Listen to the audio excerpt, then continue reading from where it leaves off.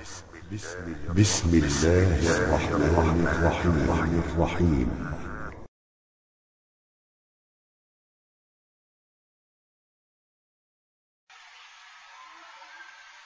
Kembali kepada pertanyaan pertama. Jenengan banyak maksiat apa mboten? Banyak maksiat apa mboten? Banyak. Jenengan beriman? Beriman? Beriman jenengan kayak maksiat. Orang beriman itu bukan berarti suci dari dosa dan maksiat.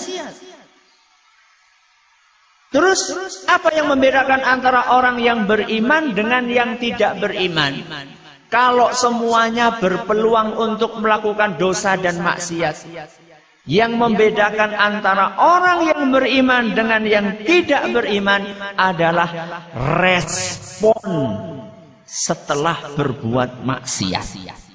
Respon sih artinya apa? Apa artinya respon? Respon itu bahasa Indonesia? Apa ngudu bahasa Jawa gitu? Apa coba respon artinya bahasa Jawanya?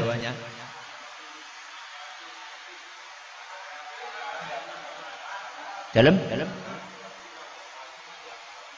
Akibat atau dampak. Ya. Yang membedakan antara orang yang beriman dengan yang tidak beriman saat melakukan perbuatan maksiat adalah apa setelah berbuat maksiat. Sikap dia setelah berbuat maksiat itu seperti apa? Itu yang akan membedakan antara orang yang beriman dengan yang tidak beriman. Dan para ulama kita menjelaskan bahwa ada 4 tingkatan. Berapa tingkatan? 4 tingkatan. Sikap orang setelah melakukan perbuatan maksiat. Mulai dari tingkatan yang paling rendah sampai tingkatan yang paling tinggi.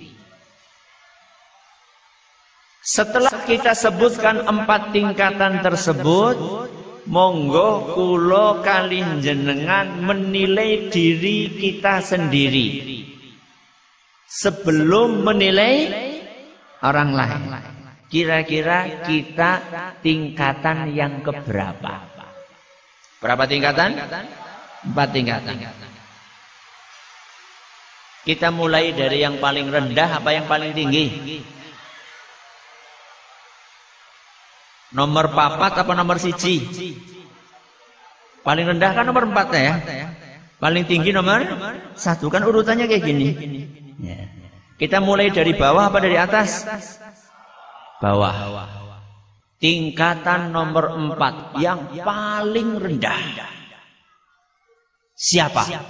Adalah orang yang setelah melakukan perbuatan maksiat dia menyalahkan Allah. Ini level sing paling nopo rendah. Setelah melakukan perbuatan maksiat, bukannya dia merasa bersalah, tapi malah yang disalahkan sinten? Allah. Orang-orang seperti ini diceritakan oleh Allah Subhanahu wa taala dalam Al-Qur'an surat Al-An'am ayat 148. Surat napa? Al-An'am. Ayat pinten? 148. Allah Subhanahu wa taala berfirman, "Sayaqulul ladzina asyraku." Orang-orang yang berbuat syirik kaum musyrikin, mereka akan berkata, "Lau sya'allahu ma asyrakna wala abauna." Kaum musyrikin ketika mereka ditanya, "Kenapa kalian berbuat syirik?" Padahal syirik itu dilarang sama Allah Subhanahu wa taala. Apa jawaban mereka? Ya Allah yang menakdirkan. Ini salahnya Allah. Jadi kaum musyrikin ketika disuruh tobat dari perbuatan syiriknya, ternyata jawaban mereka apa? Loh, Wis takdire. Wis nopo? Wis takdire. Memang sudah takdirnya saya seperti ini. Bapak-bapak kami dari dulu juga seperti ini. Dan itu yang sering dilakukan dan diucapkan oleh banyak orang. Loh mas, jeneng ora memejit terus kait mien kayak gini. Ramane bimin orang memejit. Apalagi tambah lagi bae biyen be ora memejit. Ini orang setelah melakukan perbuatan maksiat diingatkan supaya bertaubat, kok malah menyalahkan Allah. Ini Allah yang sudah menakdirkan seperti ini. Siapa nenek moyang kaum musyrikin? Yang dicontoh sama kaum musyrikin sinten? Iblis. Siapa yang dicontoh? Iblis. Jadi ketika iblis diciptakan ada Nabi Adam alaihissalam. Atau ketika Adam diciptakan ada iblis. Saya tanya, Nabi Adam pernah berbuat dosa enggak? Pernah. Iblis pernah berbuat dosa enggak? Pernah. Bedanya apa? Bedanya apa? Bedanya respon. Respon. Yang membedakan adalah respon. Apa yang dilakukan oleh iblis setelah berbuat maksiat dan apa yang dilakukan oleh Nabi Adam setelah berbuat maksiat. Itu bedanya di situ. Allah ceritakan bagaimana responnya iblis setelah melakukan perbuatan maksiat dalam surat Al-Hijr ayat 39. Surat apa? Al-Hijr ayat 39. Allah Subhanahu wa taala bercerita, setelah iblis melakukan perbuatan dosa, iblis berkata, "Rabbi bima aghwaytani." Wahai Rabbi, aku seperti ini itu gara-gara kamu yang menyesatkan.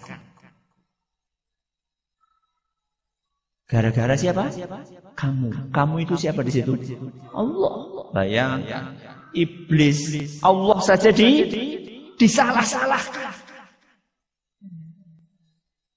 Nun sewu lho, ada sebagian orang di zaman ini itu nyontoh sinten?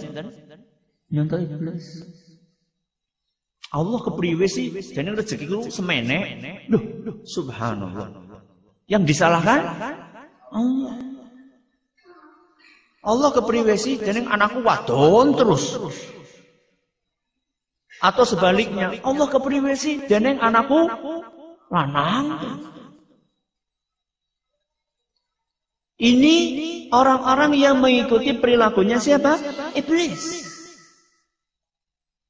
Sedangkan Nabi Adam setelah melakukan perbuatan dosa, bagaimana responnya? Rabbana dzalamna anfusana wa illam taghfir lana wa tarhamna lanakunanna minal khasirin. Surat nomor niku? Al-A'raf ayat 23. Surat apa? Al-A'raf ayat 23. Allah Subhanahu wa taala menceritakan perkataan Nabi Adam setelah melakukan perbuatan dosa, Rabbana dzalamna anfusana. Ya Allah, kami yang salah. Kalau iblis tadi menyalahkan Allah. Kalau Adam mengaku salah.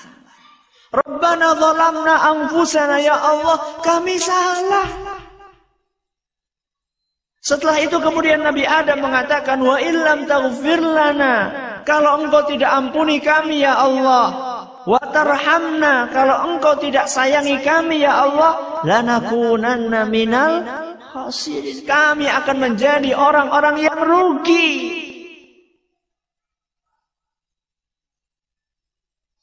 Karena responnya berbeda, maka balasannya juga berbeda. Apa balasan buat iblis?